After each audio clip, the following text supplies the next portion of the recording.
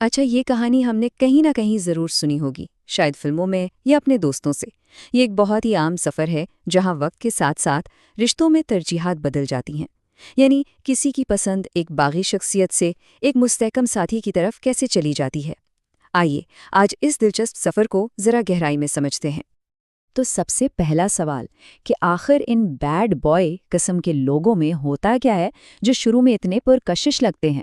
یہ وہ سوال ہے جس پر ہم میں سے بہت سے لوگوں نے کبھی نہ کبھی تو سوچا ہی ہوگا، اور آج ہم اس کے پیچھے کی نفسیات کو جاننے کی کوشش کریں گے۔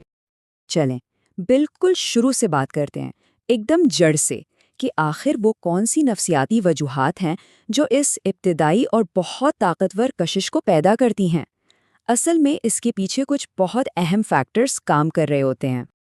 دیکھیں، سب سے پہلی اور سب سے بڑی وجہ ہے ایکسائٹمنٹ، جوش اور ولولہ۔ خاص طور پر نوجوانی میں روزمرہ کی زندگی تھوڑی سی روٹین اور بورنگ لگ سکتی ہے، تو یہ بیڈ بوائے شخصیت اس روٹین سے باہر نکلنے کا ایک راستہ لگتی ہے، جیسے کوئی ایڈونچر ہو جو بس شروع ہونے ہی والا ہے، اور یہ چیز بے حد دلکش لگتی ہے۔ اور یہیں پر ایک بہت ہی دلچسپ نفسیاتی کھیل ہوتا یہ ہے کہ ہمارا دماغ اس سنسنی، اس تھرل کو گہرے جذباتی تعلق کا نام دے دیتا ہے۔ وہ غیر متوقع پن کی جو شدت ہوتی ہے نا، وہ ایک مضبوط رشتے کا دھوکہ دے سکتی ہے۔ ایسا لگتا ہے جیسے زندگی میں ایک دم سے رنگ بھر گئے ہوں، لیکن اکثر یہ صرف ایک سطحی جوش ہوتا ہے، کوئی حقیقی اور پائیدار تعلق نہیں۔ اچھا، دوسری چیز وہ ہے خود اعتمادی، کانفیڈنس۔ جب کوئی شخص اتنا پر اعتماد نظر آتا ہے کہ وہ جہاں بھی جائے سب کی توجہ اسی پر ہو، تو اس میں ایک عجیب سی مقناطیسی طاقت ہوتی ہے، بھلے ہی وہ اعتماد صرف دکھاوے کا ہی کیوں نہ ہو۔ اور یہ جو خود اعتمادی ہے نا، یہ بالکل ایک مقناطیس کی طرح کام کرتی ہے۔ جب کوئی اپنے بارے میں اتنا پر یقین نظر آئے تو یہ ایک بہت طاقتور تاثر چھوڑتا ہے۔ شروع میں تو کوئی اس بات پر سوال ہی نہیں اٹھاتا کہ یہ اعتماد اصلی بھی ہے یا صرف ایک دکھاوا ہے۔ اب آتے ہیں تیسری وجہ پر۔ یہ جڑی ہے اپنی پہچان بنانے کی ایک فطری خواہش سے۔ بہت سے لوگوں کی زندگی میں ایک بغاوت کا دور آتا ہے، ایک ایسا وقت جب وہ اصولوں کو چیلنج کرتے ہیں اور یہ جاننے کی کوشش کرتے ہیں کہ وہ خاندان اور معاشرے کی توقعات سے ہٹ کر آخر ہیں کون۔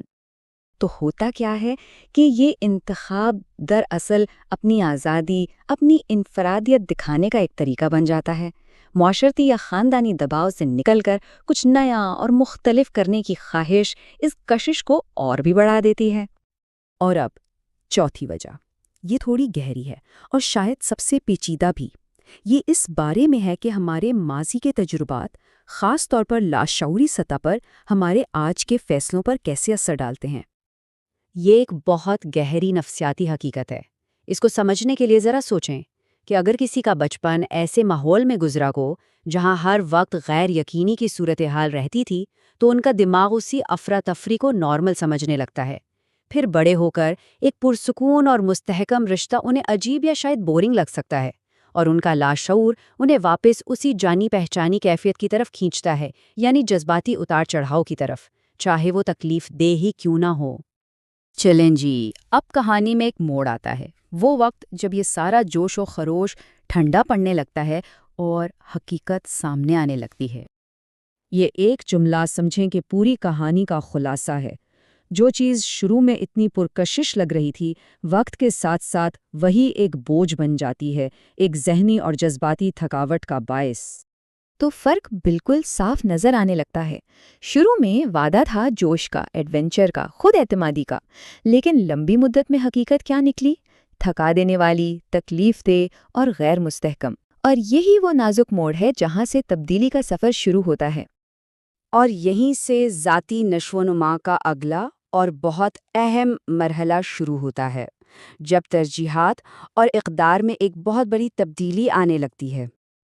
یہی تو اصل نقطہ ہے۔ جیسے جیسے عمر اور تجربہ بڑھتا ہے نا، ایک اچھے ساتھی کی تعریف ہی بدل جاتی ہے۔ جو خوبیاں پہلے بہت دلچسپ لگتی تھی، اب تھکا دینے والی محسوس ہونے لگتی ہیں، اور ہم بالکل مختلف چیزوں کو اہمیت دینا شروع کر دیتے ہیں۔ تو پھر کون سی نئی ترجیحات سامنے آتی ہیں؟ سکون، وفاداری، مستقل مزاجی، جذباتی تحفظ، عزت اور ذمہ داری۔ اب جوش اور سنسنی کی جگہ یہ ٹھوس اور مستحکم خصوصیات لے لیتی ہیں۔ یہ وہ چیزیں ہیں جو ایک مضبوط اور پائیدار رشتے کی بنیاد بنتی ہیں۔ یہاں دیکھیں تو یہ پوری تبدیلی کتنی واضح ہے۔